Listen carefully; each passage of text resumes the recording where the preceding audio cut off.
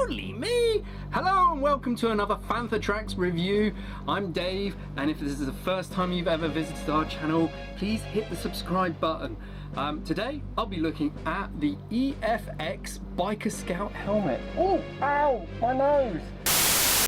Now I'll be honest, I didn't think I was ever going to get one of these. I placed a pre-order for this product over 4 years ago, and at one point it was even cancelled. I'm sure it wasn't even going to be on the cards, but it turned up nonetheless. So here we go. If we start the process of having a look what's inside the box, this is the certificate of authenticity.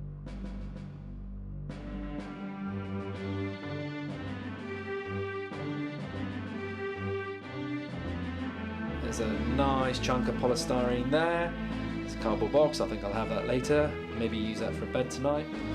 Oh, and there's a knife. So let's be careful there, Dave, because you could cut yourself with that.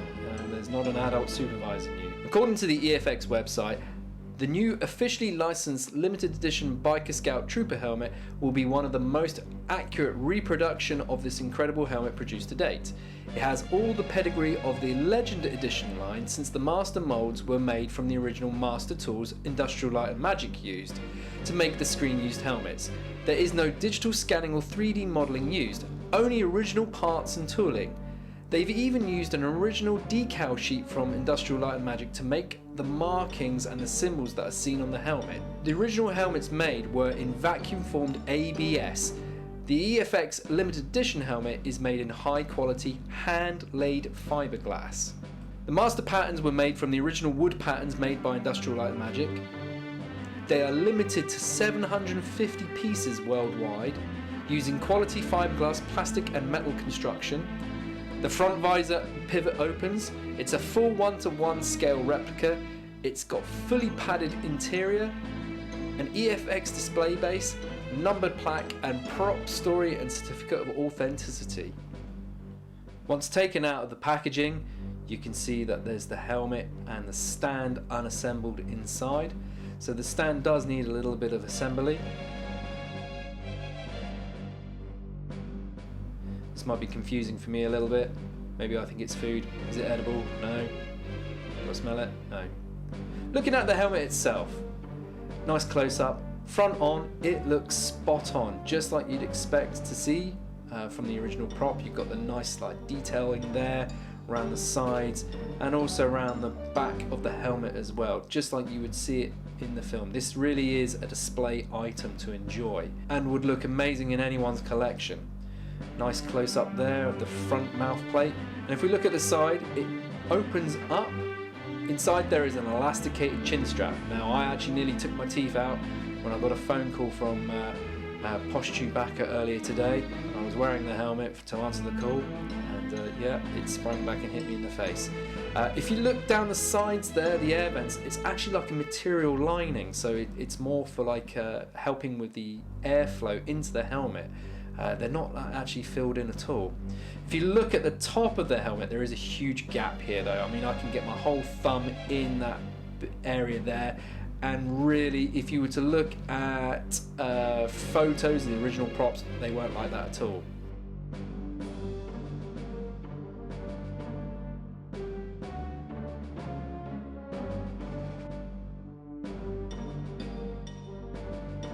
Looking at the stand itself, it's pretty cool. It's quite nicely done, but not really what I would come to expect for something of like a collectible of this sort. It's made out of acrylic, and in my experience, when you're using acrylic and screws, they don't tend to last forever. It's using 1 point of stability as well, meaning it's taking all the weight of that helmet. It's not got like 2 prongs holding it up, so to speak. It's quite snazzy, and it's got some cool little etch there of the Imperial cog. You then got the actual display badge there with a little felt line top for the resting of the helmet itself, so it doesn't get any damage. But long term, I'm not so sure it's too good. I may end up swapping this out for something similar to like what you would have for the master replica helmets. Where you have the faceplate is movable, it doesn't quite fully sit tight when it closes. I don't know if that is to do with a tolerance issue, where this is made out of fiberglass compared to like the ABS. If this was taken off the original master mold, this is a different material that they've used. And that may account for why there's like the discrepancy with the top of the visor, and then also where the front faceplate like then comes back and like touches the side of the helmet. It looks great on display and is now proudly sitting as one of 3 things I'm allowed in the living room for my Star Wars collectibles.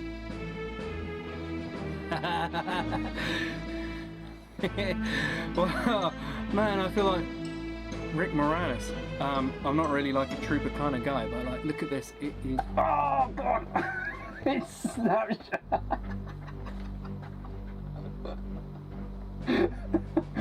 Ow! Oh yeah, it kind of is a bit loose on the head. Oh, here we go again. And I don't know. Is this even high enough? Oh, what a day.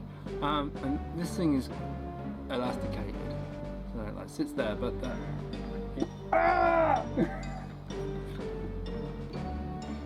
moves around there. So yeah, in short, as cool as this is, I wouldn't really say that this is something that you would wear trooping or anything like that. There's probably other alternatives out there that are much more suitable, lighter, and probably less like more better for like the head and stuff like that. But as a piece,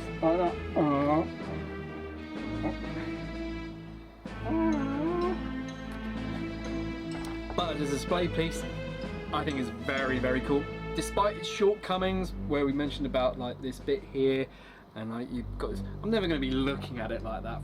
To be honest, I'm always going to be looking at it like front on, because that is one of my favourite characters from like Return of the Jedi. It's so cool. Random story: when I first saw this in John Menzies as a kid, a little boy was like holding an action figure, and I knew it's like, oh, it's got like some. I thought it was a panda. I thought these guys were pandas in the new Return of the Jedi, and it was John Menzies in Bournemouth. It was a wicked toy shop. Anyway. Side story, waffling on as usual.